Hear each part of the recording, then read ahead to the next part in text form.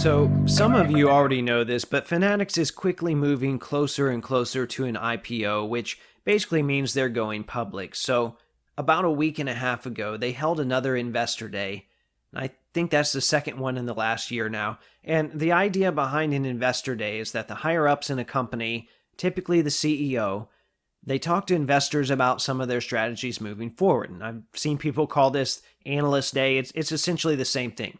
So, at Fanatics Investment Day, we heard from Michael Rubin, the main CEO, and also Mike Mahan, who is the CEO of Collectibles. And in a moment here, I want to play a 1-minute clip of sound bites for you. And just so you know, these are not comments I went in and cherry-picked. This is a compilation that Mahan himself posted on his social media. So not only is this the message they presented to investors and eventual shareholders, this is more or less the highlight reel they pieced together and they want people to see. So I'm going to play the first minute of that clip for you, and then I'm going to offer up some thoughts. We think that collectors are here to stay. We think the experience is going to be better. We think, our best days are firmly ahead of us and couldn't be more excited about what's to come.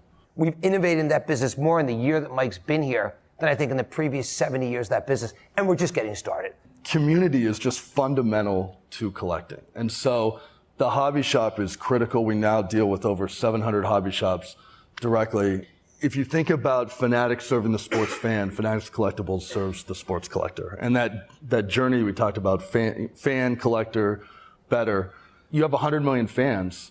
There's not 100 million collectors, right? So we have an opportunity every day to turn those fans into collectors. When we show up at these big events, we want it to have a modern sensibility. We want to connect with collectors. We want to bring collectors together. Now, if you've seen the full clip, there's another minute at the end, but it's just Mahan talking about a Ricky Henderson rookie, so I'm going to skip that part. There was enough to take in that first minute anyway, and that's what I want to do now. Obviously, there was a lot of cheerleading at this event, and that's kind of the point, to get investors excited, so I don't have any issue with that. And of course, Mahan sprinkled in some of the things us longtime collectors want to hear as well. Things like, quote, community is fundamental to collecting, and hobby shop is critical.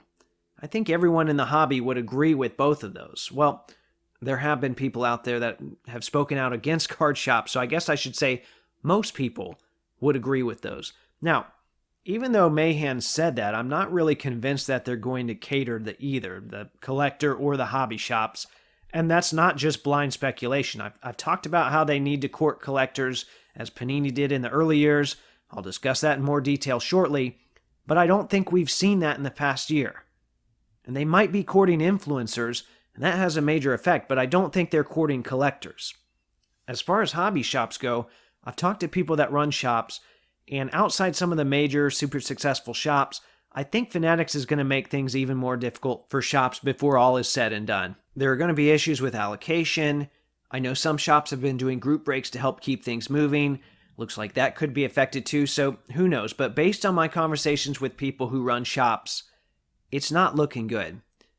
And finally, Mahan mentioned trying to convert 100 million fans into 100 million collectors. And we know that not everyone that is a sports fan has the collecting gene, so it probably won't happen, but I have no problem with them trying to bring people over. I'm more concerned with the how or the why, because when he talks about moving people from fans to collectors to bettors, it almost makes it sound like he sees us, the collectors, as a gateway or just a means to an end, especially when you consider the fact that they're making aggressive moves in the world of sports betting, like the attempted acquisition of PointsBet. And I say attempted because it looks like DraftKings has swooped in here at the last minute with an even higher offer. So they're in some sort of a battle for that, but they're still pursuing it.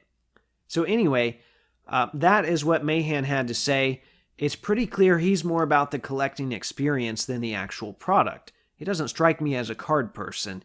We've seen how that's worked out for other card companies before. While it's not fair to project their failures onto him, at the same time, history tends to be cyclical in nature, so it's worth keeping that in mind as all of this plays out. Now, the other soundbite in this clip that I want to talk about came from Michael Rubin, a name we've heard many times over the last year. And I want to read that comment for you again real quick to give it another chance to sink in. He said, "We've innovated that business," meaning the sports card business, more in the year Mike's been here than I think in the previous 70 years of that business. If your BS meter isn't going crazy when you hear something like this, I don't know what to tell you. Because he's saying they've done more for cards and the business of cards in 1 year than the previous companies have done in 70. And quite frankly, I don't even know what he's referring to. Is it the MLB debut patch, which they teased as, quote, the biggest product announcement in the history of trading cards? Is it the breaking and streaming stuff?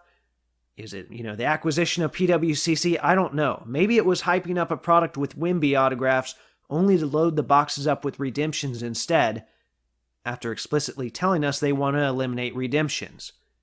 They want to talk about how great the collecting experience is going to be, but at the end of the day, if the product still sucks, it's all for nothing. And when I saw Fanatics was taking over, I was very cautious when it came to speculative content. I've said that all along. I also didn't want to be a super harsh critic of some of their earlier stuff, because I understand that companies need time to get things going. So I'm willing to excuse some things along the way, and I'm willing to listen to them talk about the things they want for the future.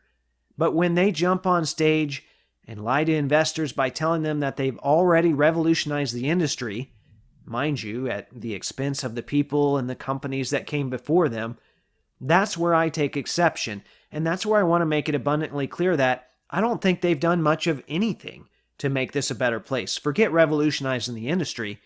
And like I said, I wouldn't even hold them to that after just 1 year if they weren't already making such foolish claims. And this is where the topic of narrative comes into play once again. I've talked a lot about this lately with different hobby companies. Not because I want to make it an issue, but because they make it one. And they should be called out for it when it happens. There are a lot of powerful people out there and a lot of powerful companies that are trying to change the narrative in ways they shouldn't. It's not right. And let it be known, with this most recent comment, Michael Rubin just threw his hat into the ring as well. Something to watch out for.